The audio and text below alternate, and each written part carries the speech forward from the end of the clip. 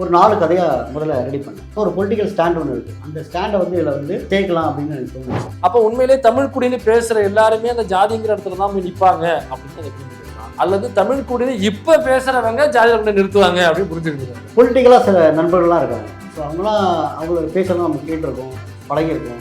நீங்க சொல்றதை பார்த்தா ராவணன் குடிலுக்கு நீங்க போயிட்டு வந்திருப்பீங்கன்னு நினைக்கிறேன். போயிருக்காங்க, பழகிருக்காங்க போல.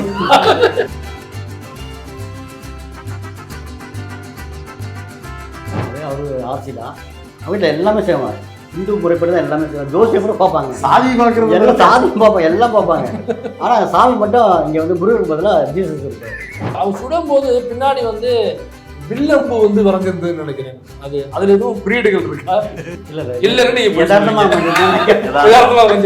எனக்கு கூட சொன்ன யதார்த்தமாக அமைஞ்சிருக்கு சொன்ன கௌசியை இப்போ சுடவர் என்ற அந்த வில்லன்கள் இருக்காரு. அது ரெண்டுத்துலயுமே முன்னாடி வந்து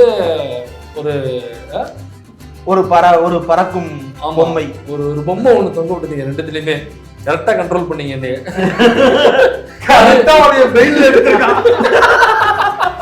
போன்ல அடிக்கடி பாக்குறேங்க. நான் எத்தனை இன்டர்வியூ பார்த்திருக்கேன். சின்ன தளபதி ஃபேன் நானு, தெரியும்ல? சின்ன தளபதி இப்ப அவரு வெளியே போயிட்டாரு. அப்ப இனிமேல் இவருதான் தளபதி.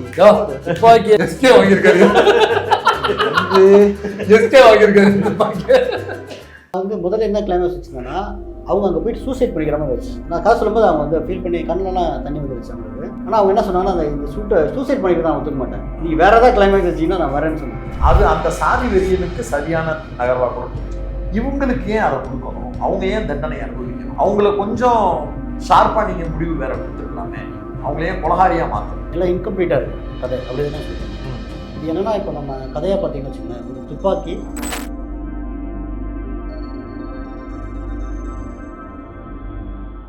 டேக் லெஃப்ட் நேயர்களுக்கு வணக்கம். பல ஆளுமைகளை நாம் சந்தித்து பேசிக்கிட்டு வரோம், கலந்துரையாடல் செய்துக்கிட்டு வருகிறோம். அதை பாட்காஸ்ட்னு இவங்க 2 பேரும் நம்பிக்கிட்டு இருக்காங்க. ஆனால் அது ஒரு நீண்ட நெடிய பேட்டியாக தான் இருக்குது அப்படின்னு பல பேரும் கழுவி கமெண்ட்டில் ஊற்றிட்டு இருக்காங்க. அதனால எப்படியாவது ஒரு பாட்காஸ்ட்டாக மாற்றணும் அப்படின்னு பல பயிற்சிகள் எடுத்துகிட்டு வந்து உட்காந்துருக்காப்புல பேருக்கு ஒரு இருக்கு. இப்போ பாட்காஸ்ட்டுக்கும் இன்டர்வியூக்கு என்ன வித்தியாசம்னு மைனர் சொல்லுவார். ஃபுட்டேஜ் இல்லாமல் பேசிட்டு நினைக்கலாம், ஃபுட்டேஜ்லாம் பயங்கரமாக இருக்குது. அதனால once upon a time in Madras அப்படின்னு ஒரு படம் ஒன்று ரிலீஸ் ஆகிருக்கு. அந்த படம் ரிலீஸ் ஆகிறதுக்கு முன்னாடியே சம்மந்தப்பட்ட அந்த இயக்குநரை நம்மள்கிட்ட பேசி இங்கே பார்க்க வரணும் அப்படிங்கிற பார்க்குறப்ப அந்த படம் பார்த்ததுல நிறைய அரசியல் உள்ள பேசப்பட்டிருக்கு. அதை தாண்டி அதனுடைய ஸ்க்ரீன் பிளே வந்து பயங்கரமான ஒரு ஸ்க்ரீன் பிளே. ஸோ ஓசியில் படமாக கூப்பிட்டாக்கா இதெல்லாம் எல்லாரும் தான் பேசுவாங்க அப்படின்னு நீங்கள் நினைக்கலாம். உண்மையிலேயே ஒரு தரமான படமாக அந்த படம் இருக்குது. அதனால் அந்த படத்தினுடைய இயக்குனர் தான் நம்ம சந்திக்க போகிறோம். ப்ரோ வணக்கம். வணக்கம் தோழர். இந்த படத்தில் பரத், தலைவாசல் விஜய், அப்புறம் அபிராமி நடிச்சிருக்காங்க. அஞ்சலி நாயர், பவித்ரா லட்சுமி பூரா இன்ஸ்டால ஃபாலோ பண்ணலாம்னு நினைக்கிறேன். இப்படி நிறைய பேர் இந்த படத்துல நடிச்சிருக்காங்க. குறிப்பா அந்த ஸ்கிரீன் பிளே தான் ரொம்ப அற்புதமாக இருந்தது. அதுக்குள்ள ஒரு ஒன்லைனா சொல்லலாம்னு நினைக்கிறேன். ஒரு துப்பாக்கி, அந்த துப்பாக்கி டிராவல் ஆகுது, அது எங்கெங்க போகுது, என்னென்ன பண்ணுது அப்படிங்கிற ஒரு அருமையான லைன்.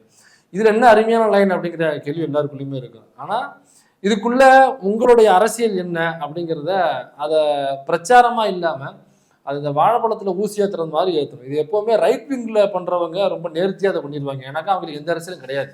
அதனால அவங்க பேசுறது அரசியல் நினைச்சிட்டு ஒன்று பண்ணுவாங்க. ஆனால் நாம் அதை நேக்கா பண்ண வேண்டிய அவசியம் இருக்கும். அதை மருந்து கொடுக்கும்போது கசக்கு தான் செய்யும். ஆனால் அதை எப்படி அந்த நேயர்களுக்கு பார்க்குறவங்களுக்கு நம்ம அதை பிரச்சாரமாக இல்லாமல் இது ஒரு அரசியல் கருத்தாக இல்லாமல் படத்தோடு சேர்ந்து அவங்களுக்கு ஊட்டியாகணும். அதை இந்த படத்தில் ரொம்ப திறம்பட செஞ்சுருக்கீங்க. குறிப்பாக இந்த படத்தில் நேரடியாக விஷயத்துக்கு வந்துடுற சுற்றி உழைச்சி பேசாமல் பாட்காஸ்ட் அவரை எடுக்கிறோம். பொதுவாக வந்து புது இயக்குனர்கள் அப்படின்னு வரும்போது அந்தாலஜின்றது வந்து ரிஸ்க்கு. கொஞ்சம் பிசுறுனாலும் ஒரு லைன்ல டிராவல் பண்றதே கஷ்டம். நீங்க 4 ட்ராக்ல டிராவல் பண்றது 4 படம் எடுத்த கணக்கு அது. 4 படத்தை இதுல வந்து 5ஆவும் வரும். இதுல இன்னொருத்தங்களுக்கு ஒரு கிளை கதையாவும் வேற அதுல 1-2 இருக்கு. ஆமா, அது மொத்தமா சேர்க்கும்போது வேற ஒரு கதையா நம்ம லைன் பண்ண முடியும். ஏன் அந்தாலஜி சூஸ் பண்ணீங்க? அதுதான் வந்து தோழர் வரும்போது ஒரு கேள்வி கேட்டிருந்தாரு. அப்போ நம்ம இந்த ஷூட் ஆரம்பிக்கும் நம்ம பேசணும். அதே தான் நான் இப்போ சொல்கிறேன். ஸோ 2 கதைகளோடு தான் நான் வந்து அலைஞ்சிட்ருக்கேன். அப்போ பார்த்தீங்கன்னா பட்ஜெட்டாக பார்த்தீங்கன்னா ஒன்று வந்து 3.5 வரும். ஒரு 3.5ன்றது என்னோடய கணக்கு. 3 கோடி. அப்போ இன்னொன்று வந்து ஒரு 5 கோடி வரும்.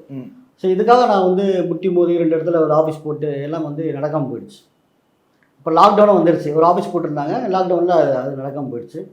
அப்போ உட்காந்து யோசிக்கும் போது பார்த்தீங்கன்னா 2013 ஒரு சம்பவம் நடந்துச்சு. ஒரு ஆர்மி ஆஃபீஸர் வந்து ஒரு பையனை சுட்டுருவார். சுட்டு அந்த துப்பாக்கி என்ன பண்ணார், மறைக்கிறதுக்காக ஒரு அசட்டு தைரியத்தில் மறைச்சிட்டா தொலைஞ்சி போயிடுச்சு சொல்லலான்றதுக்காக துப்பாக்கி தூக்கிட்டு வந்து அதை கூவத்தில் போட்டுருவார். கூவத்தில் போட்டுருவாரு. போட்டுட்டு அது 1 வாரம் கழிச்சு என்ன பண்ணுறாரு, ஒத்துக்கிறாரு, மாட்டிக்கிறாரு. அவரை கார்னர் பண்ணிடுறாங்க. அவர் தான் என்ன ஒத்துக்கிறாரு. ராஜேஸ்வரின்றவங்க தான் அந்த கேஸை வந்து இன்வெஸ்டிகேட் பண்ணுறாங்க. அப்போது அவர் தான் குற்றவாளியை காரணம் பண்ணிட்டாங்க. வேறு வழியே இல்லாமல் அவரும் ஒத்துக்கிறார். அப்போ என்ன சொல்கிறாங்க, துப்பாக்கி நான் கூவத்தில் போட்டேன் அப்படின்னு சொல்கிறார். அப்போ தேடும் பணி ஆரம்பிக்குது. இது வரைக்கும் அந்த கேஸ் தெரியும் எனக்கு. அப்போ அந்த 1 வாரம் கேப் இருக்குது பார்த்தீங்களா, அந்த 1 வாரத்துக்குள்ளே இது ஒரு 4 பேர் கையில் மாறினா என்ன நடக்கும்.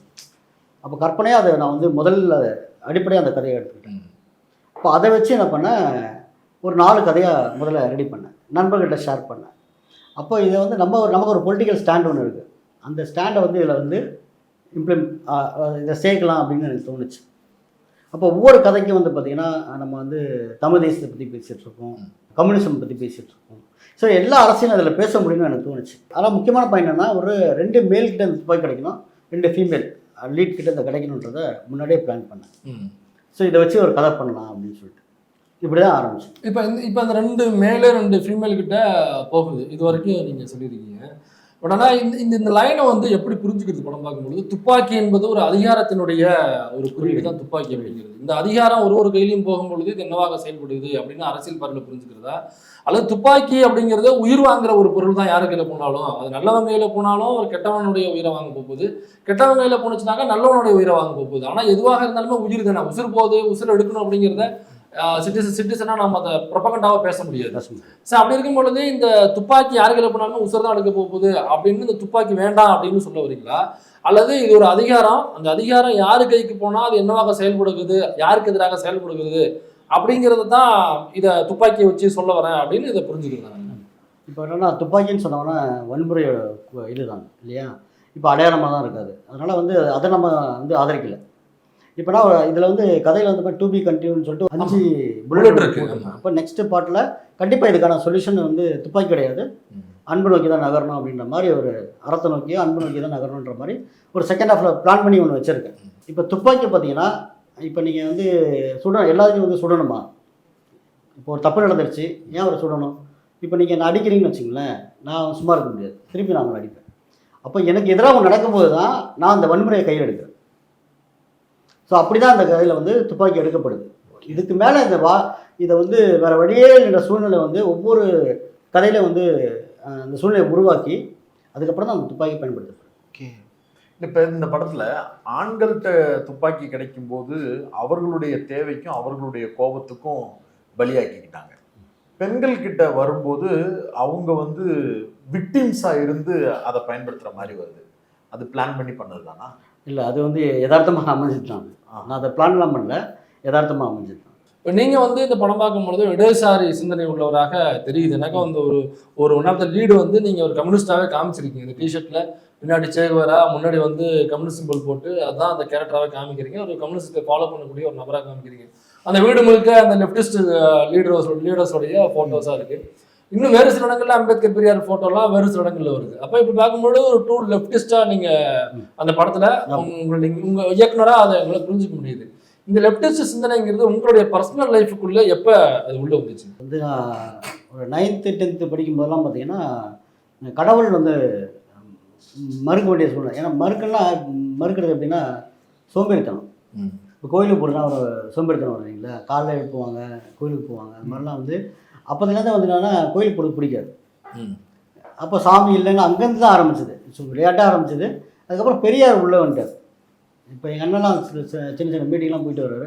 அப்போ பெரியாரை பற்றிலாம் பேசுவார். அவங்க குடும்பத்தில் வந்து அந்த ஒரு பின்னணி இல்லை, இல்லை கம்யூனிஸ்ட் பின்னணியோ ஒரு தீக்கா அந்த மாதிரிலாம் யாரும். ஓகே. இப்போ அண்ணன் வந்து பெரியாரை வந்து எனக்கு சொன்னார், பெரியார் இப்படி இருப்பார் அப்படின்னு சொல்லிட்டு.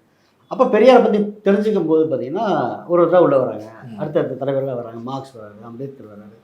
அப்போ ஒருத்தராக வராங்க, அவங்களுக்கு தெரியும் போது அப்போ தான் வந்து அது மேலே இன்னும் ஈடுபாடு வருது. ஏன்னா அதையெல்லாம் பார்த்தீங்கன்னா அறம் சார்ந்திருக்கு முக்கியமாக. ஸோ அதனால அந்த ஈடுபாடு வருது. ஈக்குவாலிட்டி பற்றி பேசுகிறாங்க.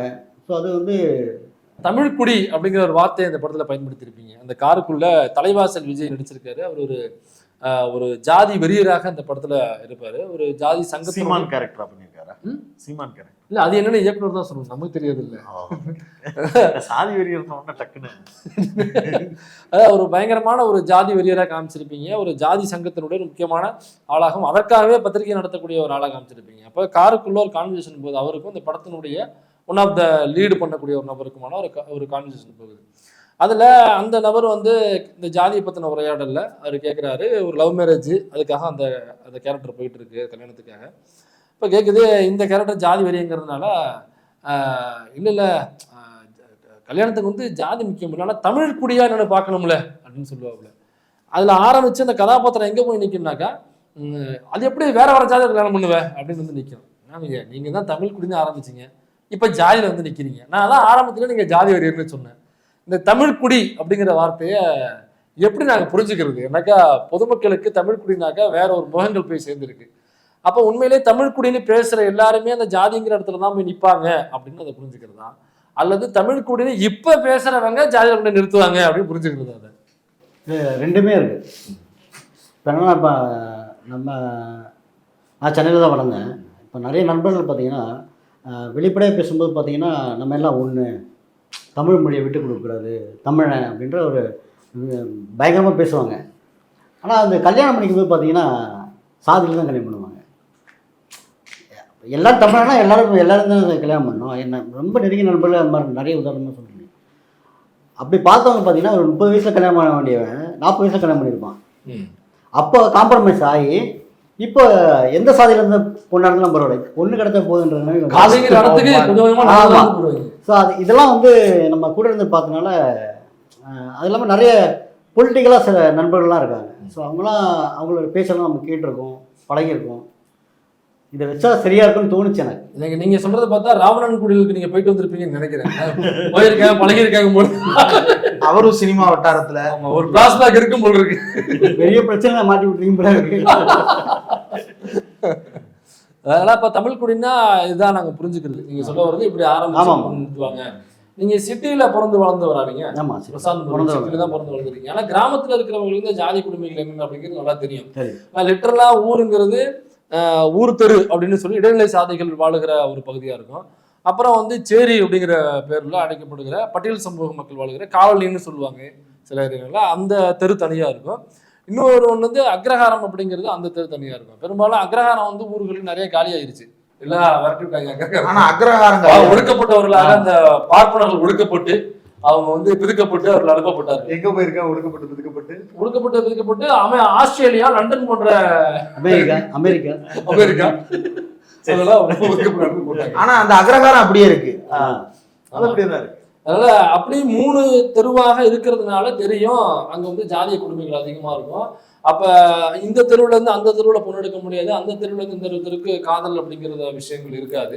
போக்குவரத்தே நிறைய ஊர்கள் இல்லாம இருக்கும். அப்ப கிராமத்துல இருந்து வர்றவங்களுக்கு இந்த சாதி அடுக்குமுறைகள் அப்படிங்கிறது இருக்கும். இப்ப நகரத்துல இருக்கும் பொழுது இந்த ஜாதி அடுக்குமுறைகளோட தெருக்கள் இருக்கா அப்படின்னாக்க எங்கேயோ 1-2 இருந்திருக்கலாம் மேபி, அல்லது இருக்கலாம். ஆனா பெரும்பாலும் அப்படி இருக்க வாய்ப்பு இல்லை. இப்போ ஊர்களில் போனோம்னாக்கா ஒரு கடையில போனோம்னாக்கா ஒரு 4 டேபிள் இருக்கு. கிராமத்துல ஒரு கடையில டீ கடையில அப்படின்னாக்கா ஒரு பட்டியல் சமூகத்தை சார்ந்த ஒரு டேபிள்ல உட்காந்து டீ குடிச்சிட்டு இருக்காருனாக்கா அந்த டேபிள்ல உட்காராதமா அந்த இடைநிலை சமூகத்தை சார்ந்த இன்னொரு டேபிள் தான் உட்காருவாரு. அல்லது அங்க இடைநிலை சமூகத்தை சார்ந்த உட்கார்ந்தாருனாக்கா அவர் பக்கத்துல உட்காந்துருவாரு அவரு. இப்படி ஊருல தெரியும். ஆனா இங்க அப்படி இல்லை. எந்த கடைக்கு போனாலும் இடம் இருந்துச்சுன்னா போய் உட்காந்து சாப்பிட்ற சூழ்நிலை தான் இங்க இருக்கும். அப்ப இங்க இருக்கிற நீங்க எப்படி அந்த ஜாதிய புரிஞ்சுக்க முடிஞ்சு உங்களால? இந்த பாயிண்ட் எங்க கிடைச்சிச்சு உங்களுக்கு? அதுதான் சொன்னேன். இப்போ நான் வந்து நிறைய நண்பர்கள் நமக்கு தெரியும். நம்ம படிக்கும்போது சாதினா என்னன்னு நமக்கு புரியாது. வெறும் அந்த ரிசர்வேஷன் நம்ம எழுதும்போது தான் தெரியும் என்ன கம்யூனிட்டி சார்ந்தவங்க அப்படின்னு சொல்லிட்டு. அதுக்கப்புறம் அந்த அடுத்த ஸ்டேஜ் அதை கடந்து வரும்போது இந்த திருமணம் வரும்போது தான் இந்த சாதின்னு ஒன்று இங்கே இருக்கிறதே நமக்கு தெரியுது. அது வரைக்கும் டவுன்ல வந்து அந்த ஜாதியை பார்க்கறது அப்படிங்கிறது பெரும்பாலும் இல்லைன்னு வச்சுக்கலாம். இல்லை. அப்போ தெரிய வருது நமக்கு இவங்க என்ன சாதி அப்படின்னு நமக்கு தெரிய வருது. ஸோ அதுக்குள்ள அப்போது வந்து இவங்க இது வரைக்கும் அவங்க வந்து தமிழர்களாக இருந்தவங்க பார்த்தீங்கன்னா அந்த இடத்துல வந்து நான் இந்த சாதியை தான் கல்யாணம் பண்ணுவேன், நான் இந்த சாதியெல்லாம் கல்யாணம் பண்ணணும், அதுக்கு வந்து பேரண்ட் ஒத்துக்க மாட்டாங்க, அப்பா அம்மா ஒத்துக்க மாட்டாங்க அப்படின்னு ஒரு நம்ம நெருங்கிய நண்பர்களே சொல்லுவாங்க. கேரக்டருடைய பெயர்கள் இந்த படத்துல ரொம்ப முக்கியமான பேரா இருக்கு. ஜோதி, சாவித்ரி, பின்புலமா காட்டும்போது கூட ஐயாவளி அப்படிங்கிறவங்கள ரோல்ல காட்டுறது, இந்த மாதிரி பெயர்கள்லாம் தேர்ந்தெடுத்து வச்சது தான். ஆமாம், கண்டிப்பாக. என்ன பின்புலம் ஒவ்வொரு பெயர்களுக்கு பின்னாடி? இப்போ வந்து நீங்கள் சாவித்ரினா யாருன்னு தெரியும்? சாவித்ரி ஃபுலே. அப்புறம் வந்து இவங்க ஜோதிராவ். ஸோ இவங்க 2 பேரும் பார்த்தீங்கன்னா இந்தியாவில் வந்து பார்த்தீங்கன்னா முதல் முறையாக கல்வியை யார் கொண்டு வந்தது எளிய மக்கள்கிட்ட, ஒடுக்கப்பட்ட மக்களுக்கு கொண்டு வந்ததுன்னா இவங்க 2 பேரும் தான் கொண்டு வந்தாலும் நமக்கு படிச்சிருக்கோம். ஸோ அதனால் அவங்க பேரை வைக்கணும்னு நினச்சேன். இப்போ அந்த பொண்ணு கல்விக்காக தான் 2 பேரும் வந்து போராடுறாங்க இந்த கதையில் அப்படின்றதுக்காக அந்த பேரை மறைமுகமாக வச்சேன். சாவித்ரி ஜோதின்னு வச்சு. அப்புறம் இங்கே வந்து பார்த்தீங்கன்னா தலைவாசோட பொண்ணுக்கு பேர் அனிதான்னு வச்சுருப்பேன்.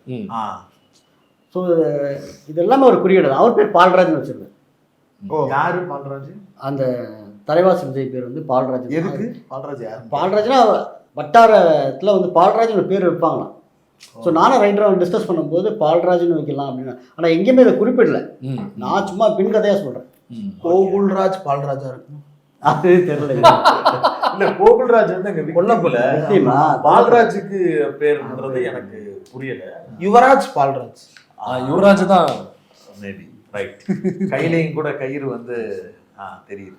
கௌசின்னு ஒரு கேரக்டர் பேர் வந்து ஏன் கௌசின்னு வச்சிருக்கீங்களே, அது புரியல. அது சொல்லலாமான்னு தெரியல.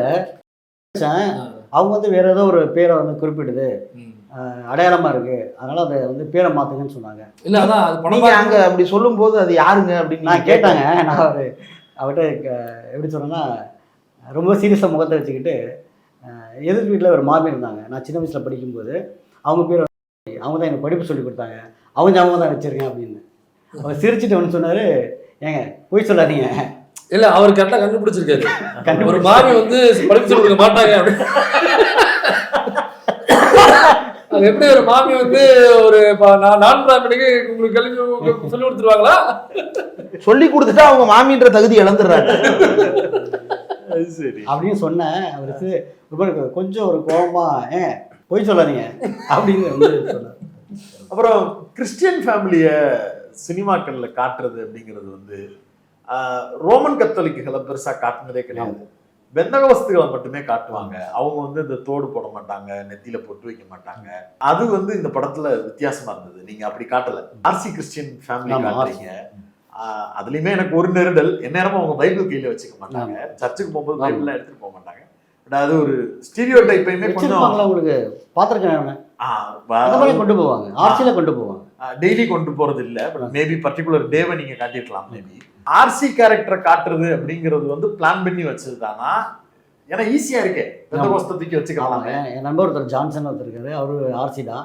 அவங்க வீட்டில் எல்லாமே செய்வாங்க, இந்து முறைப்படி தான் எல்லாமே செய்வாங்க. ஜோசியம் கூட பார்ப்பாங்க, சாதி பார்க்கறது எல்லாம் சாதியும் பார்ப்பாங்க, எல்லாம் பார்ப்பாங்க.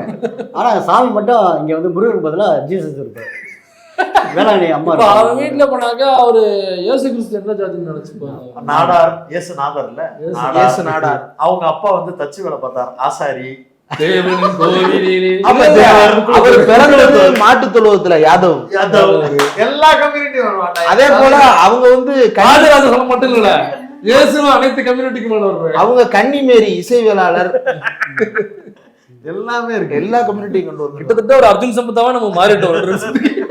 ஆக்சுவலாக பார்த்தீங்கன்னா இது என்னன்னா, அடுத்த ஒரு ஸ்கிரிப்ட் பண்ணுறேன், அது ஃபுல்லாகவே கிறிஸ்டியன் சம்மந்தமான. இப்போ ஆர்சி சொல்கிறீங்களே, ஆர்சியில் இருக்கிற அந்த சாதி. ஓகே. ஸோ அந்த மாதிரி ஒரு கதையை தான் பேக்ராப்பாக வச்சு தான் ஒரு கதை பண்ணியிருக்கேன். ஒரு முழுக்க ஒரு த்ரில்லர் சினிமாவே இருக்கும் கண்டிப்பாக. கிறிஸ்டியன் ஃபேமிலி த்ரில்லர்னாலே நம்ம தமிழ் சினிமால இல்லை அது காட்டிடுறாங்க. ஆமாம், அது வேற மாதிரி நமக்கு. இப்போ என்னன்னா, இப்போ நீங்கள் இந்த மாதிரி சொல்லி சமூக பின்னணியோட ஒரு நேட்டிவிட்டியோட சொல்லியிருக்க மாட்டாங்க. ஓகே, அந்த நேட்டிவிட்டியோட அந்த கதையாக இருக்கு. இந்த சப்பரம் போடுறது, மாலை போடுறது, இதெல்லாம் வந்து ஆர்சி கிறிஸ்டியன்ஸ் ஃபேமிலியில உண்டு. இதுவரைக்கும் தமிழ் சினிமாவில் அப்படி யாருமே காட்டல. வாய்ப்பு இருந்தால் நீங்கள் அந்த படத்தை பயன்படுத்துங்க. ஸோ அது இதில் வந்து ஒரு கேரக்டர் மட்டும் கிறிஸ்டியனாக வைக்கலான்னு தோணுச்சு இந்த இடத்துல, அதனால அதை வச்சேன். ஓகே. ஆனால் எந்நேரமும் ஜெபமாலை போட்டிருக்கிறது அப்படிங்கிறது வந்து வைக்க மாட்டாங்க. இது சும்மா ஒரு அடையாளப்படுத்த தான். ஓகே. இதில் அந்த கேரக்டர் கௌசின்னு பேர் மாற்றப்பட்ட கேரக்டர், ஒரு அவங்க வந்து ஒரு ரிபல் கௌசின்னு சொல்லிடுவாங்க. கௌசி கேரக்டர் கௌசி தானே. ஆமாம், கௌசி. அதை ஒரு ரிபல் மாதிரி காமிச்சிருக்கீங்க, ஒரு லெஃப்ட் சிந்தனையுடைய ஒரு போராளி மாதிரி காமிச்சிருக்கீங்க. அவங்க ஒரு கிளாஸ் எடுக்கும்போது கூட அந்த பின்னாடி வந்து ஒரு போர்டில் மதம் சார்ந்த மதமும் நவீன அரசியல் மதங்களை ஆமாம் அப்படி ஒரு லைன் எழுதியிருப்பீங்க. அப்புறம் அவங்களுக்கு பேக்ரவுண்டில் பார்த்தீங்கன்னாக்கா பெரியார் அம்பேத்கருடைய ஃபோட்டோவும் இருக்கும். இதெல்லாம் சுற்றி வளைச்சு பார்க்கும்பொழுது யாரை குறிப்பிட வருகிறார் அப்படிங்கிறது தெளிவாக தெரியுது. எனக்கா வெளில வந்து அவங்கள சுட்டு கொள்றாங்க அப்படிங்கும்போது தெரியுது. அப்போ அவங்க சுடும்போது பின்னாடி வந்து வில்லம்பு வந்து வரைஞ்சிருந்துன்னு நினைக்கிறேன். அதுல எதுவும் குறியீடுகள் இருக்கா? வில்லம்பு, அந்த வில்ல சொல்றா, இவங்க வந்து ஒரு கம்யூனிஸ்ட், இவங்க வந்து இந்த மதம் சார்ந்து அதுக்குள்ள உள்ள மூடப்பழக்க வழக்கங்களுக்கு எதிராக அல்லது அதுக்குள்ள நடக்கிற அரசியலை மக்களுக்கு கொண்டு போய் சேர்க்கிற புரிய வைக்கிற ஒரு நபரா ஒரு லேடி கௌசி அப்படிங்கிற பேர்ல அவங்க இருக்காங்க. ஸோ இது வந்து இது கனெக்ஷன் பாயிண்ட் இருக்கா இது இல்ல இல்லன்னு நீங்க யதார்த்தமா யதார்த்தமா அமைஞ்சது.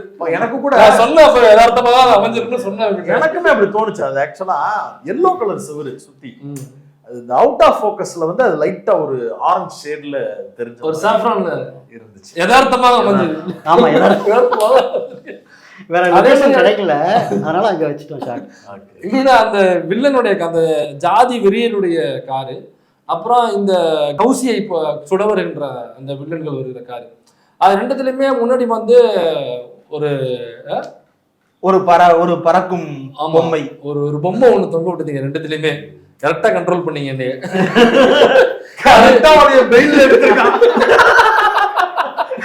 ஒரு பொம்மை ஒண்ணு அதுல தொங்கிட்டு இருந்துச்சு. அது கொஞ்சம் பாண்டி பஜார்ல 10 ரூபாய்க்கு 3 வாங்குற மாதிரி ஏபி விட வாங்க மாட்டாங்கடா அதுக்கு. போதும் வாங்க. அது வந்து யதார்த்தமாக வைக்கப்பட்ட அந்த ஒரு பொம்மை ஒண்ணு இருந்துச்சு. அதான் அது டயலாக் கடன் வாங்கிக்கிட்டேன். யதார்த்தமாக வைக்கப்பட்ட ஒரு பொம்மை ஒண்ணு இருந்துச்சு. அது நல்லா இருந்துச்சு அந்த ஃப்ரேம்.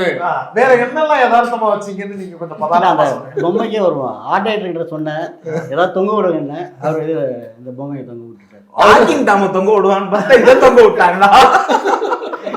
நீ தொங்க விட்டது பொம்மை இல்ல, என்னையா டீகோட் பண்ணாங்கன்னா என்னைய தொங்க விட்டுருவாங்கடா.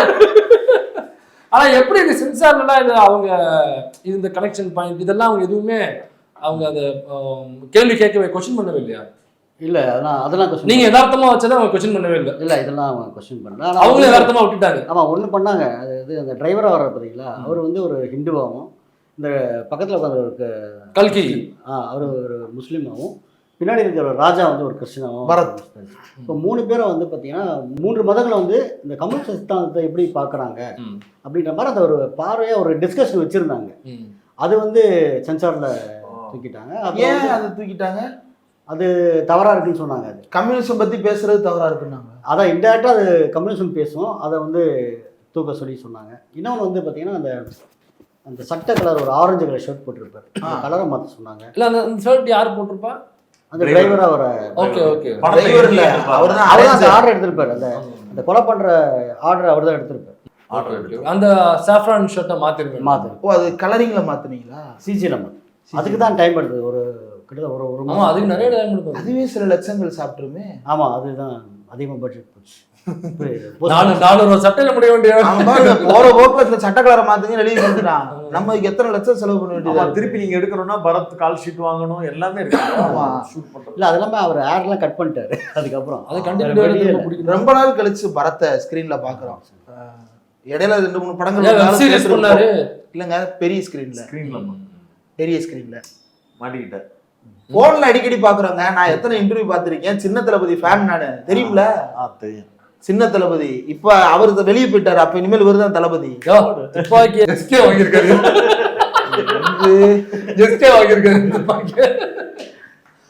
பாரத்தை ரொம்ப நாள் கழிச்சு பாக்குறது ரொம்ப ஃப்ரெஷ்ஷா இருக்கு பெரிய ஸ்கிரீன்ல பாக்குறதுக்கு. அவருமே அவருடைய ரோலை வந்து ரொம்ப அழகா பண்ணியிருந்தாருன்னு தான்.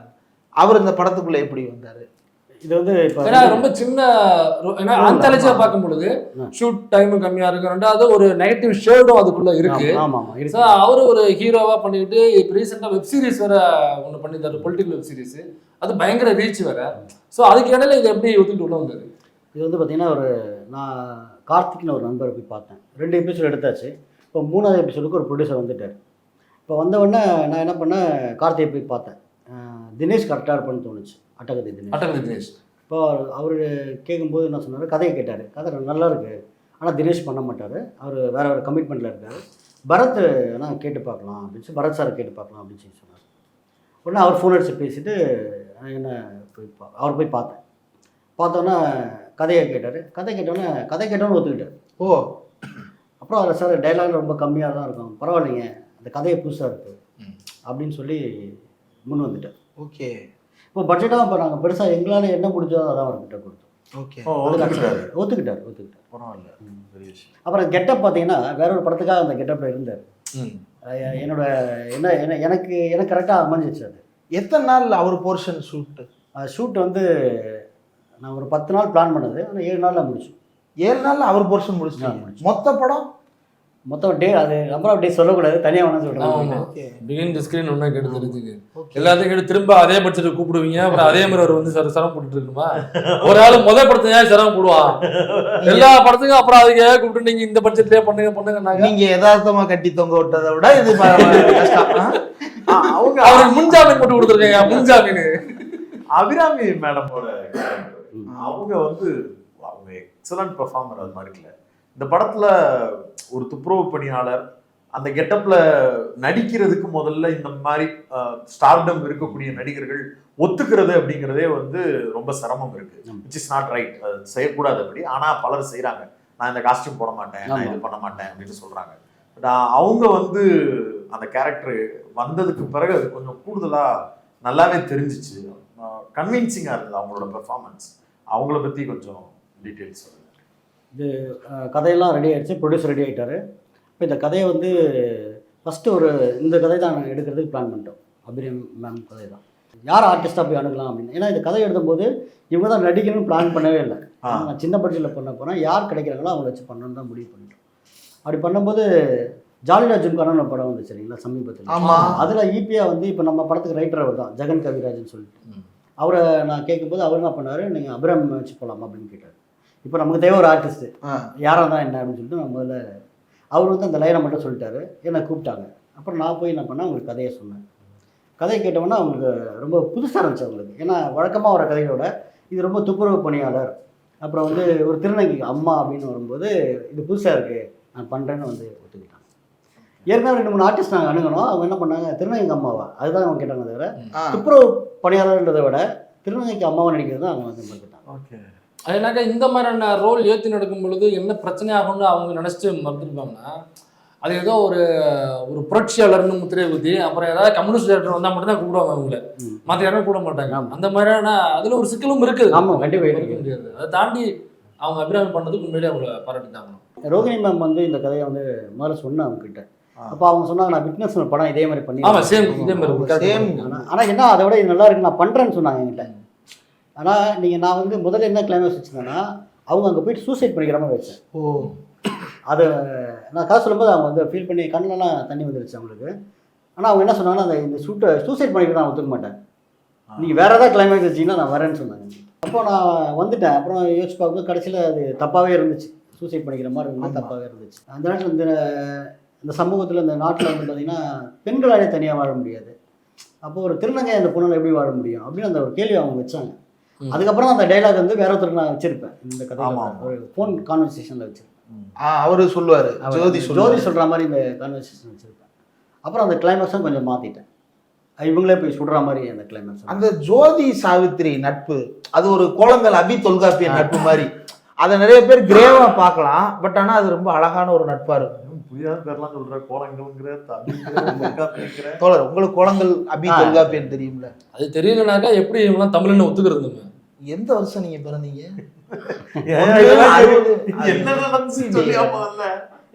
இல்ல, ஒரு ஆண் பெண் நட்பு அப்படின்னு வரும்பொழுது எல்லாரும் என்ன பாத்துருவாங்கன்னா, என்ன 2 பேரும் லவ் பண்ண போறாங்களா அப்படின்னு வந்துடும். ஆனா அவங்க கடைசி வரைக்கும் நண்பர்களாகவே இருக்கிறாங்க அப்படின்றத யாருமே பாக்குறவங்க ஒத்துவிட மாட்டாங்க. ஆனா எனக்குமே அப்படி தோணல. எனக்கு அவங்க அவர் ஒரு அழகான ப்ரொபோசல் பண்ண மாதிரி தான் எனக்கு தோணுச்சு. அந்த பொண்ணு கார்த்தி எனக்கும் குழந்தைதான் அப்படின்னு அவங்கள்ட்ட பொண்ணு மாதிரின்றது சும்மா அது 2 பேருக்கும் அந்த மயிர் கேப்னு சொல்லுவாங்களா, அந்த மாதிரியான ஒரு இதுதான். அது வந்து காதல் இருக்கு அவங்களுக்கு, சின்ன வயசுல இருந்திருக்கலாம். எப்படி சொல்லுவேன்னா, ஒரு 9th 10th படிக்கும்போது ஒரு சின்ன கிரஷ் இருந்திருக்கலாம் 2 பேருக்கும். அது வந்து நாளடைவில் பார்த்தீங்கன்னா இவங்க ஒரு ஃபேமிலியாக போயிருப்பாங்க, இவர் ஒரு ஃபேமிலியாக வந்திருப்பார். அப்படி தான் அதை பிரித்து சொல்லியிருப்பேன். அந்த டைலாக்ல வச்சிருப்பேன். அதெல்லாம் வந்து சென்சாரில் அதெல்லாம் தேவையில்லாததாக போயிடுச்சு. என்னதான் உங்களுக்கு சென்சார்ல சொல்றேன், இது எடிட்டிங்ல போயிடுச்சு. சென்சார்ல எல்லாத்தையும் தூக்குறாங்க. இல்ல அவங்க பண்றாங்க. நம்ம இந்த சேகுவாரா படமா? ஆமா, அதுக்கும் பார்த்தோமே என்னென்னலாம் கட் பண்ணிருக்காங்க. அது பூராத்தையும் தான் கட் பண்ணி தூக்கி போட்டாங்க. இவங்க அஞ்சலி நாயர் கேரக்டர் ஆக்சுவலா இதுதான் முதல் கேள்வியா கேட்கறத உட்கார்ந்தாப்ல. அது கேட்டோம்னாக்கா எங்க தெரிஞ்சிருமோ அப்படிங்கிறத நகர்ந்துகிட்டே பல கேள்விகளுக்கு வெயிட் பண்ணிக்கிட்டு அவங்க நல்ல சொல்ல மாதிரி கவனிச்சுல. அப்புறம் இந்த அது ஏதோ கேட்கறாங்க யதார்த்தமா அந்த கேள்வி கேள்வி பரவாயில்ல கேள்வி. இல்ல அவங்க வந்து ஒரு நல்ல பெர்ஃபார்மர். சொல்லுங்க, அதான் அவங்க எப்படி படத்துக்குள்ள வந்தாங்கன்னு கேக்குறேன். அவர் நம்பர் கேட்கறாங்க, போன் எடுத்து வச்சுட்டு கண்டிப்பா போகும்போது நான் நம்பர் ஐயையே. ஆனால் அவங்க எடுக்க மாட்டாங்க. ஏன் போல எடுக்க மாட்டாங்க. பாத்தீங்களா ஏதோ பாதிக்கப்பட்டிருக்காரு. இல்ல இதுல இருக்கக்கூடிய பெண் கதாபாத்திரங்கள் இவங்கள எப்படி தேர்வு பண்ணீங்க? இப்ப அபிராமி ஒரு பக்கம், இன்னொரு கதையில வந்து இவங்க அஞ்சலி நாயர் அஞ்சலி யதார்த்தமா சொல்றது மாதிரி. அப்புறம் அடுத்து இவங்க பவித்ரா லட்சுமி, இன்னொரு கதையில அவங்க ரொம்ப புதுசா இருந்தாங்க. அவங்க இதுக்கு முன்னாடி வேற கதையில பார்த்த மாதிரி ஞாபகம் இல்லை. பவித்ரா லட்சுமி சொல்லுங்க. பவித்ரா லட்சுமி பரத்தோட பேரா வந்தாங்கல்ல. ஆமா, அவங்க புதுமுகம் தான். Okay. நம்ம இன்ட்ரடியூஸ் பண்ணுவோம். ஓகே, இந்த கேரக்டர்ஸுடைய ஷேட்ஸ்ல பார்க்கும் பொழுது அஞ்சலி நாயருக்கு இருக்கக்கூடிய அந்த டிராஜிக்கான ஸ்டோரி வந்து அது இன்னும் கொஞ்சம் மிஸ் ஆயிருச்சுன்னா ரொம்ப பயங்கரமானதா இருந்திருக்கும். ஆனா அது ரொம்ப அஞ்சலியோட பெர்ஃபார்மன்ஸ் பார்க்கும் பொழுது அது வந்து சூப்பரா இருந்தது, ரொம்ப நல்லா இருந்துச்சு. அது ஒரு இயல்பான பொண்ணும் அதுக்குள்ள இருக்கு, ஒரு ரெபல் மூடும் அதுக்குள்ள இருக்கு, மாடர்னாவும் இருக்கு. இல்ல அதனாக்கா மாடர்னா இருக்காங்கன்றது வேற. அதனால அந்த குடும்பத்துக்குள்ள ஒரு விஷயம் நடக்குது சொன்னோம்னா ரிவீல் பண்ணக்கூடாது. ஏன்னா கதையில ஒரு நல்ல ட்விஸ்டா இருந்துச்சு அது. ஸோ அதை வந்து அதை புரிஞ்சிக்கக்கூடிய ஒரு பெண்ணாகவும் அதில் தெரியல. அதே நேரத்தில் தனக்கு தான் பாதிக்கப்பட்டிருக்கேன் அப்படிங்கிற இடத்துல இருந்து ஒரு அணுகிற ஒரு ரூட் இருக்குல்ல, அதில் ஒரு ரிபல் மூட்லையும் இருக்காங்க. ஆனால் அவங்க ஒரு கம்யூனிஸ்ட் அந்த இதெல்லாம் ஏற்றுக்கொண்ட ஒரு நபர் இல்லை. தான் பாதிக்கப்படுறதுலேருந்து எப்படி அணுகிறாங்க அப்படிங்கிறது அதை நல்லா புரிஞ்சுக்க முடிஞ்சு. அது ரொம்ப அருமையாக இருந்துச்சு அவங்களுடைய கதாபாத்திரம். அது எப்படி நீங்கள் அந்த கதாபாத்திரத்தை எப்படி வடிவமைச்சிங்க நீங்கள்? இது பாதிப்புகள் இருக்கா இல்லை வேற படத்தோட ரெஃபரன்ஸ் இருக்கா? இல்லை அது எந்த ரெஃபரன்ஸும் இல்லை. இது என்னன்னா, இது நான் அவங்க அப்பா வந்து இப்போ வந்து நம்ம ஐயா வழி வச்சுருந்தோம். இதுக்கு முன்னாடி வந்து ஒரு கம்யூனிஸ்ட் தோழராக தான் வச்சுருந்தோம் அவர். ஸோ அந்த மாதிரி வச்சுட்டோம்னா இந்த பொண்ணு செய்வேரா அந்த மாதிரியான விஷயங்கள ஒரு இயல்பாக அந்த பொண்ணுக்கு பயங்கரமாக கோவம் வரும். அந்த மாதிரிலாம் நம்ம முதல்ல பண்ணோம் அந்த கேரக்டராக. அப்புறம் பார்த்தீங்கன்னா இன்னொரு கேரக்டரும் அதே மாதிரி இருந்துச்சு. அப்போ இதுக்கு புதுசாக எதாவது பண்ணலான்னு பார்த்தீங்கன்னா, இப்போது நம்ம ரைட்டர் வந்து ஒரு ஐயா வழியை சேர்ந்தவர். ஸோ அந்த எழுத்தாளர். ஸோ அவர்கிட்ட நான் வந்து சொல்லும்போது ஐயாவை பற்றி நம்ம கொஞ்சம் கேள்விப்பட்டிருக்கோம். ஸோ அவரை ஒரு பேக்ராப்பில் வச்சுக்கிட்டு அவர் சொல்கிற மாதிரி சில விஷயங்களை அங்கேருந்து வச்சோம். ஓகே, இந்த கதையை வந்து முதல்ல வந்து இந்த கதையில் 2-3 ஆர்டிஸ்ட் சொன்னேன்.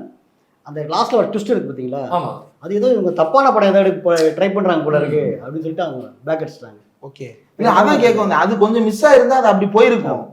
அது ஒரு பி கிரேடா அது போற்ற ஆயிருக்கக்கூடிய ஒரு இது. ஆனா அதை கரெக்டா கையாண்டு இருந்தீங்க திரைக்கதையா. அது என்ன, நான் விஷுவலாக எதுவுமே காட்டக்கூடாதுன்னு நினச்சேன். எல்லாரும் பார்க்குற மாதிரியான ஒரு படமாக. எனக்கு ஒரு பொண்ணு இருக்குது, 9th ஸ்டாண்டர்ட் படிக்கிற ஒரு பொண்ணு இருக்குது. ஸோ அந்த பொண்ணு அந்த படத்தை பார்க்கணும் அப்படின்ற மாதிரி முன்னாடியே நான் அதை முடிவு பண்ணிட்டு தான் இந்த கதையை. ஓகே, அந்த கதைக்குள்ள அந்த பையன் வந்து வேற ஒரு பிரச்சனை இருக்கு, அதனால இவங்க வந்து காஸ்ட் நோபார்னு மாப்பிள்ளை வீடு முடிவு எடுக்கிறாங்க. ஆமாம், அதுதான். பொண்ணு வீடு எப்படி காஸ்ட் நோபார்னு முடிவு எடுக்கிறாங்க? அது வந்து இதுக்கு மீடியேட்டர், அதுக்கு ஒரு சென்டராக இருக்கிறது. ஏன்னா டாக்டர் ஒரு பாயிண்ட் இருக்கு. ஓகே, அவங்க தான் வந்து அவருக்கு டிரைவராக இந்த பொண்ணு தான் இந்த அஞ்சலி நாயர். அவங்கள்ட்ட என்னவா இருக்கிறாங்க? அவங்க அப்பா டிரைவர். அவங்க அப்பா டிரைவரா இருந்தவர். டிரைவர் சொல்லுவாங்க இந்த கதையில. ஸோ அதெல்லாம் வந்து நம்ம ஃபுட்டேஜில் கட் பண்ணனால அதனால எங்களுக்கும் பார்க்கும்போது அது கனெக்டிங் பாயிண்ட் இல்லாமல் போச்சு. சரி, டாக்டர் கிட்ட இவங்க ஒரு ஏதோ ஃபேமிலி டாக்டர் மாதிரி பழகுவாங்க போட்டு 2 ஃபேமிலியும் அப்படியே கனெக்ஷன் ஆயிட்டா அவங்களுக்கு ஒரு பிரச்சனை, அதனால காஸ்ட் நோபார். இவங்களுக்கு வேற ஏதோ பிரச்சனை போல, குடும்பத்துல கஷ்டம், அதனால இவங்க என்ன சொல்லியிருப்பாங்கன்னா ஒரு நல்ல பொண்ணா வேணும்னு சொல்லியிருப்பாங்க. அதனால இவங்க தான் என்கிட்ட வந்து டிரைவராக ரொம்ப நாள் வேலை செஞ்சார். அவங்க பொண்ணு வந்து நல்லா படிச்சிருக்கு, சென்னையாக படித்த பொண்ணு. அந்த பொண்ணோட பேசி பார்க்கலாம். அவங்க தான் இந்த கல்யாணத்தை பண்ணி வச்சிருப்பாங்க. ஓகே, இதில் இன்னொன்று என்னன்னா, அந்த அஞ்சலி கேரக்டர் பண்றாங்கல்ல, அவங்க அப்படி ஒரு முடிவு எடுத்துட்டு 2 பேரை கொன்னுட்டு அவங்க கிளம்புறது அவங்களோட லைஃப்பை வந்து ட்ராஜடியாக தானே ஆக்குது. திருப்பி இப்போ சட்டம் இருக்கு, தண்டனைகள் விதிக்கப்படும், அவங்கள ஜெயிலுக்கு அனுப்பணும் தானே? ஆமாம், கண்டிப்பாக அனுப்பணும். அப்போ அது வாழ்க்கையை தொலைக்கிற ஒரு லைன்ல தானே ஒரு முடிவை சொல்றீங்க. அதே மாதிரி அவன் சாதி வெறியது அந்த கேரக்டர், அவர் வந்து எமோஷன் ஆகி சுட்டுறாரு. கேஸ்ட் மென்டாலிட்டி தான் அதை செய்ய வைக்குது. நடு ரோட்ல போட்டு போயிடுறாங்க. காவல்துறைக்கும் ஒரு சட்டத்துக்குமான ஒரு தண்டனை இருக்கு அப்படிங்கிறத வந்து காட்சிப்படுத்தாத மாதிரி ஒரு எண்ணம் இருந்தது. அது முதல் கேள்வி. அப்படி இருக்கும் பட்சத்தில் அது அந்த சாதி வெறியனுக்கு சரியான நகர்வா கூட புரிஞ்சுக்கலாம். இவங்களுக்கு ஏன் அதை கொடுக்கணும்? அவங்க ஏன் தண்டனை அனுபவிக்கணும்? அவங்கள கொஞ்சம் ஷார்ப்பா நீங்க முடிவு வேற கொடுத்துருக்கலாமே. அவங்கள ஏன் கொலகாரியா மாத்தணும்? இது முதல் கேள்வி என்னன்னா, எல்லாம் இன்கம்ப்ளீட்டா இருக்கு கதை, அப்படிதான் சொல்றீங்க. இது என்னன்னா, இப்போ நம்ம கதையா பார்த்தீங்கன்னு வச்சுக்கோங்களேன், ஒரு துப்பாக்கி எளிய மனிதர்கிட்ட கிடைச்சா அதை இவங்க பயன்படுத்துகிறாங்களா இல்லை அந்த துப்பாக்கி இவங்களை பயன்படுத்திச்சா அப்படின்றது தான் இந்த ஒன்லைன். ஸோ இதுக்குள்ளே தான் நான் வந்து கதையை பண்ணேன். இப்போ ஒரு விமர்சனம் ஒரு காலில் படித்தேன், இதில் போலீஸ்னு ஒரு ரோலே இல்லாமல் இருக்கு அப்படின்னு. அது தேவைப்படல. ஒரு இடத்துல இருக்கு, பரத்துட்டு இருக்கு, அந்த போடுறது போலீஸ். அந்த கதையில் வந்து அது தேவைப்படுது. ஆ. ஆனால் அந்த துப்பாக்கி இருக்கிற கதையில் பார்த்தீங்கன்னா எங்கேயுமே தேவைப்படல. ஏன்னா இப்போ தேவைப்படல. அது நடக்கிறது பார்த்தீங்கன்னா ஒரு 2 days நடக்குது கதை. இதுக்கப்புறம் அந்த என்கொயரி ஆரம்பிக்கலாம். அதுக்கப்புறம் 3வது நாள் அந்த case ஒரு வாரத்துக்குள்ள நான் அதை மறுக்கல. ஆ. நான் என்ன கேக்குறேன்னா, அபிராமி கேரக்டருக்கு அந்த கொலைக்கு காரணமா இன்னொருத்தர் அவங்க அதிகார போட்டியில 2வதா இருக்கிற A2 அதை நான் பாத்துக்கிறேன்னு போயிட்டாரு. இங்க பரத் செத்துட்டாரு, முடிஞ்சு 2 பேருக்கும் முடிஞ்சு.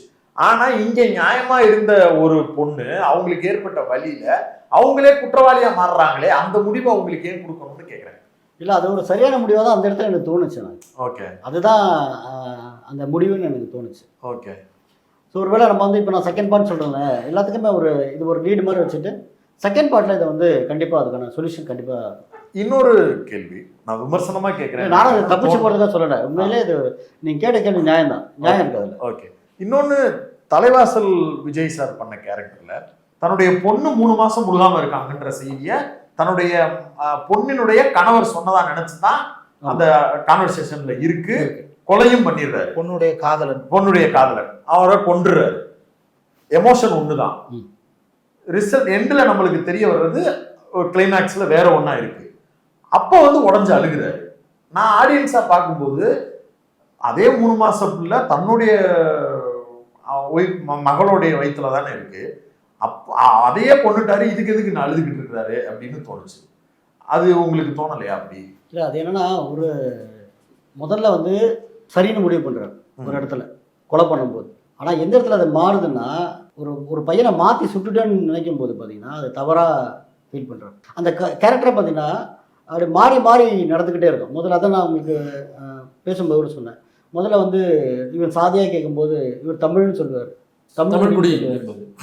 அப்போ திரும்ப வந்து இவர் வந்து சார் நீங்கள் வந்து நாங்கள் 2 பேரும் தமிழ் தான் பேசணும்னு சொல்லும்போது அவர் இல்லை ஒரே சாதியாக இருக்கணும்னு சொல்லுவார். இந்த கேரக்டர் பார்த்தீங்கன்னா அப்பப்போ மாற்றி மாற்றி பேசும். அது மாதிரி தான் நடந்துக்குன்னு நினைக்கிறேன். ஒரு குழப்பவாதியான வாழ்க்கைய நம்ம வாழ்க்கையில வாழ முடியும். பலரும் அப்படி இருப்போம். எல்லா சூழ்நிலையும் ஒரே மாதிரி இருக்க போறது இல்லை. ஆனா சினிமாக்குன்னு எடுத்துட்டு வரும்போது ஒரு கேரக்டரை இப்படித்தான் அப்படின்னு காட்டும்போது தானே அது கனெக்ட் ஆகும். ஆமா, இது வந்து என்னன்னா சினிமாத்தனமாக தான், சினிமாவாக தான் இருக்கு. அந்த சினிமாவுக்கு அந்த சுவாரஸ்யம் தேவைப்படுது. ஓகே. ஒரு கடத்தில் வந்து ரியலைஸ் பண்ணுறாரு அப்படிங்கிற மாதிரி அந்த இடத்துல அது சின்ன ஒரு சேஞ்ச் வச்சுருக்காரு. திருப்பி அவர் ஏற்றுக்கிறாரா இல்லையாங்கிறது நம்ம செகண்ட் பார்ட்டில் பண்ணோம். ஓகே. அந்த இன்வெஸ்டிகேஷன், இந்த துப்பாக்கியெல்லாம் வந்து எப்படி பயன்பட்டுச்சு, யாரெல்லாம் பயன்படுத்தப்பட்டது அப்படின்ற ஒரு போலீஸ் இன்வெஸ்டிகேஷனோட இந்த கேஸ் ஆரம்பிக்கிற மாதிரி அடுத்த 5 புல்லட்டும் திரும்ப எங்கேயோ பயன்படுற மாதிரி அடுத்த பாட்டுக்கான ஒரு சின்ன நிலை. எனக்கு இதில் இன்னொரு சந்தேகம், இது ஜென்ரலாக இருக்கிற கேள்விதான். ஒரு படத்துக்கு ஒன்லைன் அப்படின்னு சொல்லுவாங்க. நான் தெரிஞ்சுக்கிறதுக்காக கேட்குறேன். 4 கதைகள் வச்சிடுறீங்க. ஒரு கதைக்கு ஒரு ஒன்லைன் நீங்கள் அப்ரோச் பண்ணணும் அப்படின்னு தானே பண்ணியிருப்பீங்க. ஆமாம். என்னென்ன ஒன்லைன்னு சொல்ல முடியுமா? இப்போ ஃபஸ்ட்டு இந்த கதையோட டோட்டல் ஒன்லைன் இதுதான். அதான் ஒரு துப்பாக்கி எப்படி எல்லா கையிலும் பயன்பட்டுச்சா இல்லையான்றதான் ஒன்லைன். பரத் சார் கதையில் எடுத்துக்கிட்டிங்கன்னா, ஒரு அநாத ஆசிரமத்திலிருந்து வளர்ந்த ஒரு பையன், அவன் வெளியே வந்தவுடனே ஒரு பெரிய ரவுடிக்கிட்ட வேலை செய்கிறான். அந்த ரவுடி என்ன பண்ணுறாரு, அவன் அடியாளை வச்சுக்கிறாரு. வேறு எந்த வேலையும் கிடைக்காம அவர்கிட்ட சேர்ந்துடுறான். இப்படியே வேலை செஞ்சுட்டே இருக்கும்போது ஒரு பொண்ணை, கிறிஸ்டின் பொண்ணை வந்து ஒரு சர்ச்சில் பார்க்குறான். அந்த பொண்ணை அவனை பிடிச்சி போகுது. அதுக்கப்புறம் 2 பேரும் சேர்ந்து கல்யாணம் பண்ணிக்கிறாங்க. இப்போ அந்த பொண்ணு வந்து ரிஜிஸ்டர் மேரேஜ், பேரண்ட்ஸ் தெரியாமல் எதிர்ப்பு இருக்கனால ரிஜிஸ்டர் மேரேஜ் பண்ணிக்கிறாங்க. இப்போ 2 பேரும் சந்தோஷமாக வாழ்கிறாங்க. அந்த சந்தோஷம் வந்து பார்த்திங்கன்னா 2 வருஷம் தான் நீடிக்குது. அதுக்கப்புறம் பார்த்திங்கன்னா அந்த கிட்னி 2 வந்து சுருங்கி போச்சு. இப்போ டிரான்ஸ்பிளான்டேஷன் தான் பண்ண வேண்டிய ஒரு சூழ்நிலை வருது. அப்போ டயாலிசிஸ் கண்டிஷனும் முடிஞ்சு போச்சு. இப்போ இந்த சூழ்நிலை வந்து அவன் வந்து பழைய வேலைக்கு அவன் போனானா என்ன மாதிரி முடிவு எடுத்தான்றதான் பாரத் சாரோட. இது வந்து இப்படிதான் ஒன்லைன் வந்து சொல்லுவீங்க. இதுதான் ஒன்லைன். ரைட்.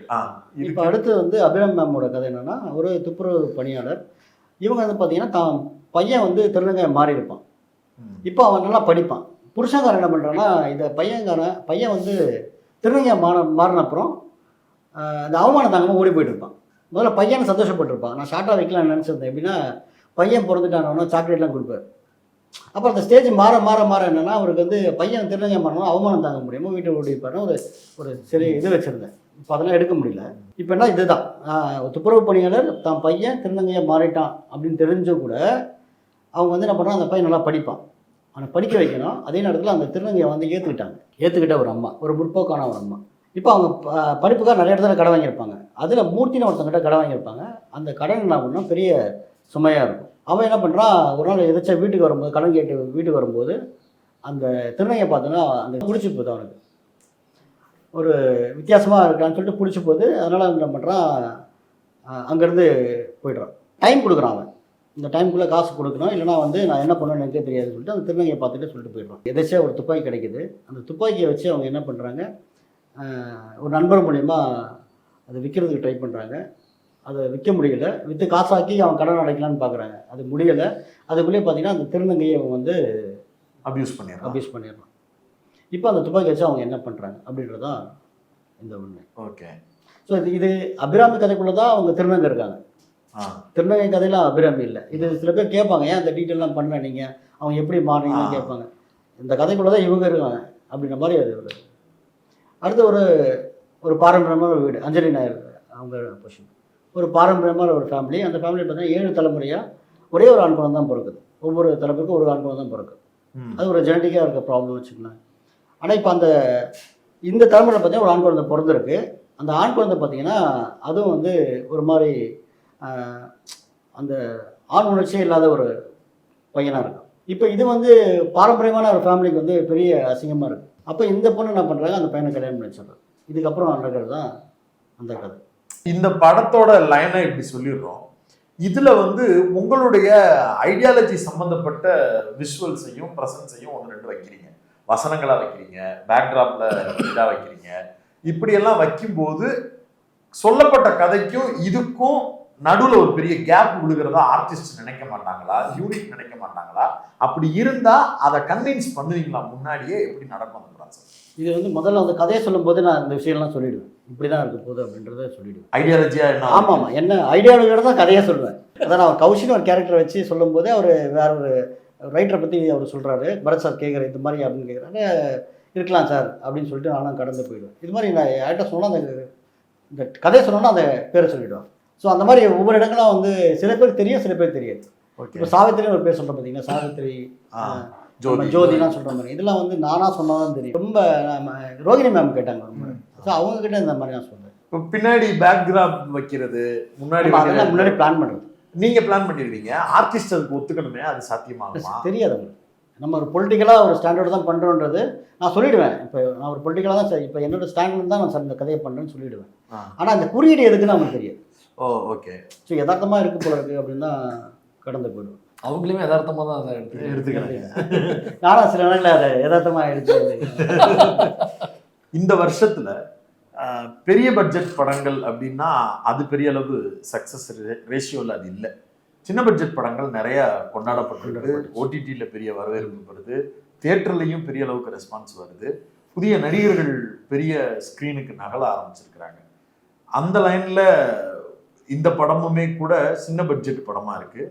ஆர்டிஸ்ட் வேல்யூன்னு பார்த்தா பரத் சார் இருக்கிறாங்க, அபிராமி மேம் இருக்கிறாங்கன்னா கூட படமாக பார்க்கும்போது அது நியூ ஃபேஸோடைய படமாக தான் இருக்குது. இதுக்கு எப்படி ரெஸ்பான்ஸ் இருக்குது? ஓவராலாக இந்த மார்க்கெட்டே எப்படி உங்களுக்கு ஒரு பெரிய ரெஸ்பான்ஸை புல் பண்ணியிருக்காங்க? இல்லை, இதெல்லாம் நான் வந்து முதல்ல பார்க்கவே இல்லை. ஒரு கதை பண்ணும்போது வந்து பார்த்தீங்கன்னா ஒரு கதை பண்ணிட்டோம், நல்லா கதை பண்ணிட்டோம், நேர்மையாக அந்த வேலை செய்கிறோம் அப்படின்னு நம்ம ஒரு முடிவு பண்ணிட்டோம். ஸோ வந்து ப்ரொடியூசர் நல்லா ஹாப்பியாக தான் இருக்காங்க. நான் ஒரு கதை பண்ணிவிட்டு இந்த படமாக்கிட்டு அவங்கள்ட்ட காமிச்சேன், அவனுக்கு திருப்தி தான். இப்போ படம் வந்து தேட்டர்லாம் போயிட்டு தான் இருக்குது. ஸ்க்ரீனிங் எல்லாம் எப்படி இருக்குது? அதனுடைய சிக்கல்கள்னு ஏதாவது இருக்கா? இருக்குது. சின்ன படங்களுக்கு வரும்போது அந்த சிக்கல் இருக்குல்ல, மார்னிங் ஷோ கொடுப்பாங்க, நைட் ஷோ கிடைக்கும், அதுவும் எங்கேயோ ஒரு தேட்டரில் கிடைக்கும். ஓகே. இப்போ நீங்கள் வந்து ஒரு கமலா மாதிரியோ இல்லை வந்து நம்ம காசி தேட்டர் மாதிரியோ கிடைக்காது. உள்ளுக்குள்ளே எங்கேயோ ஒரு தேட்டரில் வந்து கிடைக்கும். காலையில் 10:30 மணிக்கெலாம் ஷோ வச்சா யார் வந்து பார்ப்பா ஒரு புது படத்தை? ஸோ அதெல்லாம் இந்த சிக்கல் இருக்க தான் செய்யுது. இப்போ அது பெரிய படங்கள் இப்போ வரலன்னா கூட சின்ன படங்கள் தானே வருது. அந்த மாதிரி டைம்லையும் இப்படி பிரச்சனை பண்ணுறாங்க. ஆமாம், புதுசாக ஒரு இப்போ நம்ம ப்ரொடக்ஷனாகவும் புதுசு தான், டேரக்டரும் நான் ஃபஸ்ட்டு படம் அப்படின்னும் போது பார்த்தீங்கன்னா அவங்க வந்து நமக்கு கொடுக்குற ஸ்க்ரீன்ஸ் எல்லாமே இப்படி தான் இருக்குது. மல்டி காம்ப்ளெக்ஸில் கொடுக்குறாங்க. யாருக்கும் அசிஸ்டன்ட் டைரக்டராக இருந்தீங்களா? நான் 20,000 கண்கள் மாறன்ட்ட இருந்தேன். ஓ ரைட்டு. மூமாறன். அப்புறம் அதுக்கு முன்னாடி வந்து ராஜு பிரசாத் சார்னு ஒருத்தர் ஒர்க் பண்ணேன். ஓகே. இப்போ ராட்சசன் டைரக்டர் இருக்காங்களா, ராம், அவர் நண்பர் தான். சில டிஸ்கஷன்லாம் அப்பப்போ அவர்கிட்ட. உங்கள் லுக்கை பார்க்கும்போது அப்படி ராம் சாரோட அந்த அப்படியே. நன்றி. பிரசாந்த் முருகன். இது வரைக்கும் சொல்லவே இல்லை அவருடைய பேரு. அட பாய் மனுஷா, இன்ட்ரோவே சொல்லவே. பிரசாந்த் முருகன். என் பேர் முருக பிரசாத். ஓ. ஸோ அது வந்து இப்போ சும்மா ஒரு ஸ்டைலாக இருக்குமென்னு சொல்லிட்டு நண்பர்கள்லாம் இது பண்ணாங்க. பிரசாத் முருகன் வச்சா நல்லா இருக்குன்னு. அப்பா பேர் முருகன், ஓகே, என் பேர் பிரசாத், அப்படி மாற்றி வச்சுக்கிட்டேன். ரொம்ப நன்றி. உங்களெல்லாம் சந்திச்சில்லை. நான் நிறையா வந்து இன்டர்வியூலாம் பார்த்துருக்கேன், உங்கள் ஷோ இதெல்லாம் பார்த்துருக்கேன், சேனல்லாம் பார்த்துருக்கேன், யூடியூப் ப்ரோட்டஸ்லாம் நிறைய பார்த்துருக்கேன். நீங்கள் 2 பேர் பார்த்து பண்ணுற நிகழ்ச்சியெல்லாம் வந்து இப்போ நான் ரொம்ப சீரியஸாக பேசுவேன். ஆனால் நீங்கள் அதை வந்து ரொம்ப ஜாலியாக அந்த கண்டென்ட்டை வந்து ஈஸியாக பேசிடுறீங்க. அது எனக்கு வராது, அதான் பிரச்சனையே. ஸோ உங்களெல்லாம் சந்திச்சா ரொம்ப மகிழ்ச்சி. படம் நான் வந்து விரும்பி தான் கூப்பிட்டேன் ஷோவுக்கு வந்து. நம்ம மைனர்லாம் கூப்பிடுங்க அவரை அப்படின்னு சொல்லி நான் தான் சொன்னேன். நண்பர் ஸ்ரீதர் நண்பர் மூலியமாக நான் கூப்பிட்டேன். ஸோ நீங்கள் வந்தீங்கன்னா எல்லாரும் வருவீங்கன்னு எனக்கு தெரியும். அதான் அவர்கிட்ட சொன்னேன், கூப்பிடும்போது எல்லாரையும் கூப்பிட்டுருங்க அப்படின்னு சொல்லி சொன்னேன். ரொம்ப நன்றி உங்களை சந்திச்சதில். சமீபத்தில் பார்த்ததுல எந்த விதத்துலையும் வந்து நம்மளை வந்து சோர்வடைய வைக்காத ஒரு நல்ல. இல்லை, நீங்கள் இந்த படத்துக்கு இப்போ டேக் லெஃப்ட் பார்வையாளர்களுக்கும் நம்மளுடைய நண்பர்களுக்கும் நம்ம வைக்கிற கோரிக்கை தான், வருஷத்துல குப்பை படங்கள்னு 1000 படங்கள் வருது. அதை பூராத்தையும் காசை வாங்கிட்டு ரிவ்யூங்கிற பேர்ல உட்காந்து அரைன்னு அரைச்சு அந்த படத்துக்கு உங்க தலையில மிளகாய கட்டி அரைச்சு காலையில இல்ல காலையில ஆபீஸுக்கு வேலை இருந்தாலும் பரவாயில்லன்னு வியாழக்கிழமை முதல் சோப்பை உட்கார்ற மனநிலை உருவாக்கி வைக்கிறாங்க. பட் இந்த மாதிரியான முக்கியமான படங்களுக்கு பணம் கொடுத்து படம் எடுக்கிறதே பெரிய ட்ராஜடி இருக்கு. அதையும் பண்ணிட்டு தேட்டருக்கு எடுத்துட்டு வந்து கொடுக்கறதுலயும் ஒரு பெரிய சவால்களை சந்திச்சுட்டு நல்ல கண்டென்ட் அவங்கள்ட்ட கொடுக்கும்போது இதை விற்கிறதுக்கு அவங்க கேட்குற காசெல்லாம் கொடுத்து இவங்களால விற்க முடியாது. மாறா நல்ல கண்டென்ட் கொடுத்துருக்குறோம், இதை மக்கள் நல்லா பார்ப்பாங்க, அப்ரிஷியேட் பண்ணுவாங்கங்கிற ஒரு நம்பிக்கை மட்டும்தான் அவங்கள்ட்ட இருக்கும். நம்மள மாதிரியான ஆட்கள் உங்களுக்கு இந்த படத்தை பாருங்க அப்படின்னு சொல்லும்போது பேமெண்ட் வாங்கிட்டு பேச போறது இல்லை. நாங்க கண்டென்ட்டா நம்மளுக்கு ஒத்து போகலைன்னா, அரசியலா நம்மளுக்கு ஒத்து போகலைன்னா அந்த படங்களை நம்ம தொடர்றதும் கிடையாது. ஒரு சில நேரங்கள்ல சில நபர்களால மோசமான படங்கள் ஒன்னதான் சொல்றேன், அது பாக்குறவங்களுக்கு தெரிய விட்டுருங்க. அதனால அதை கடந்து போறோம். அப்படியான படம் தான் இந்த படம் இருக்காது. இந்த படம் வந்து ரொம்ப முக்கியமான ஒரு சப்ஜெக்ட். ஒரு ஆரம்பத்துல இருந்து கடைசி வரைக்கும் ஒரு துப்பாக்கி உங்க மண்டைக்குள்ள ஓடிக்கிட்டே இருக்கும். எப்படா இவன்ட்ட வந்துச்சு, எப்படா இவங்கள்ட்ட வந்து. இதெல்லாம் ஒரே நேரத்துல நடக்குதா, இல்ல வெவ்வேறு இடத்துல நடக்குதா, இல்ல வேற வேற காலகட்டமா? எல்லா குழப்பமும் உங்களுக்குள்ள இருக்கும். கடைசி செகண்ட் ஹாஃப் வந்ததுல இருந்து ஒரு பீக் அடிக்கும். லாஸ்ட் ஒரு 15 நிமிஷம் 10 நிமிஷத்துல அந்த துப்பாக்கி ஒரு காட்சியில உங்க எல்லாத்தையும் அது கையில வந்திருக்கும். டக்குன்னு உங்களை சுத்தி எதுவும் துப்பாக்கி இருக்கா அப்படின்னு பாக்குற மாதிரி ஒரு மொமெண்ட்டையும் கொடுத்துருப்பாங்க. ஒரு நல்ல சஸ்பென்ஸோட பார்க்க வேண்டிய ஒரு நல்ல படம். இதே பக்கத்து மாநிலத்து மொழியில எடுத்திருந்தா நேரம் ரிவ்யூஸ் பின்னிருக்கு. உண்மையிலே சொல்றேன், நீ வேணா பாருங்க. ஓடிடில இது மாதிரி படங்கள் வரும்ல, இந்த படத்தை நம்ம தியேட்டர்ல எப்படா மிஸ் பண்ணோம், நம்மள பார்வைக்கு எதாவது போச்சுரா அப்படின்னு அப்போ உட்காந்து பக்கமா எழுதுறதுக்கு பதிலா இப்பவே போய் படத்தை பார்த்துருக்கு. ஒரு கூட்டமா போய் ஒரு தியேட்டர் ஒரு ஸ்கிரீன் ஒரு நேரத்துல ஃபுல் ஆகுதுன்னா அந்த படத்துக்கு இன்னொரு ஸ்கிரீன் எக்ஸ்டெண்ட் ஆகும். அதனால ஐடியாலஜியா டேக் லெஃப்ட பார்க்கக்கூடிய நண்பர்களுக்கு நம்ம கூடுதலா வைக்கக்கூடிய ஒரு கோரிக்கை, இந்த மாதிரி ஆளுக தான் நம்மள மாதிரியான கருத்தியலை மெயின் ஸ்ட்ரீம்ல பேச வேண்டிய ஆட்கள். இவங்கெல்லாம் ஜெயிக்கிறது தான் நம்முடைய அரசியல் அடுத்த கட்டத்துக்கு சமூகத்துல பிளான் பண்ண வேண்டிய இடம். இந்த மாட்டை பல்ல பிடிச்சு பார்க்காதீங்க, அது ரொம்ப முக்கியம். இப்ப சங்கரை வந்து யாருமே பல்லு பிடிச்சு பாக்குறது இல்லை. அவர் எவ்வளவு மோசமா படம் எடுத்தாலும் அவர் படத்தை வந்து போற்றி பாடடின்னு கொண்டாடுவாங்க. நம்ம ஆட்கள் இப்படி ஒரு படம் எடுக்கும்போது அதை தேட்டர் கொண்டு பார்க்கறதும், அதை அங்கீகரிப்பதும், அதை விமர்சன ரீதியாக அது குறித்து குறைந்தபட்சம் உங்களுடைய ட்விட்டர் அக்கௌண்ட்டுகள்ல, முகநூல் அக்கௌண்ட்டுகள்ல, இன்ஸ்டாக்கள்ல பதிவு செய்யறது அப்படிங்கிறது ரொம்ப முக்கியம். இந்த படம் பேசப்படாத பல பக்கங்களை பேசியிருக்கு. சாதிங்கிற பெயரால் தமிழ் குடிங்கிற பெயரை வச்சுக்கிட்டு பண்ணக்கூடிய அட்டூழியங்களும் சரி, மனித உணர்வுகள்ல இருக்கக்கூடிய பிரச்சனைகள் சரி, நீட் மாதிரியான பிரச்சனைகள் ஏற்படுத்தி இருக்கக்கூடிய விளிம்பு நிலை மனிதர்கள் தாக்கமும் இருக்கட்டும் சரி, ஒரு துப்புரவு தொழிலாளர் வழியும் சரி, எல்லா விஷயங்களையுமே இது தொற்றுருக்கு. கண்டிப்பா அந்த படத்தை தியேட்டர்ல போய் பாருங்க. ஒரு நல்ல சஸ்பென்ஸாவும் ஒரு 2 மணி நேரத்தை உங்களுக்கு எடுத்துட்டு போகும். ஒரு நல்ல த்ரில்லர், ஒரு 2 மணி நேரத்துல ஒரு அழகான த்ரில்லர் படம் நிச்சயமாக தியேட்டர்ல பார்வையாளர். எப்படி தளபதி வந்து எஸ்கே கையில துப்பாக்கி கொடுத்தாரோ அதே மாதிரி இயக்குனர் வந்து நம்ம எல்லார் கையிலையும் துப்பாக்கி கொடுக்குறாரு. அதை நம்ம என்ன பண்ண போறோம் அப்படிங்கிறத படத்தை பார்த்து முடிவு பண்ணுங்க. கரெக்டா லைனை கொண்டு விட்டேன்னா, அதனால நீங்க இன்னைக்கு படம் ரிலீஸ் ஆயிருக்கு, தியேட்டருக்குலாம் போயிட்டு வந்துருப்பீங்க. அதுக்கு இடையில நாங்க லேட்டா வந்தாலும் நீங்க முன்னாடியே வந்து ஆமா. எங்களுக்கு உங்களுக்கு நேரத்தை ஒதுக்கி போயிட்டு தந்ததுக்கு ரொம்ப நன்றி. நன்றி. மீண்டும் இதனுடைய பார்ட் 2வோ அல்லது அடுத்த படம் நீங்க வேற ஸ்கிரிப்ட் பண்ணாலுமே நம்ம அதை பத்தியும் குறித்து பேசுறதுக்கு நீங்கள் நேரம் ஒதுக்கி தர வேண்டும். நன்றிங்க.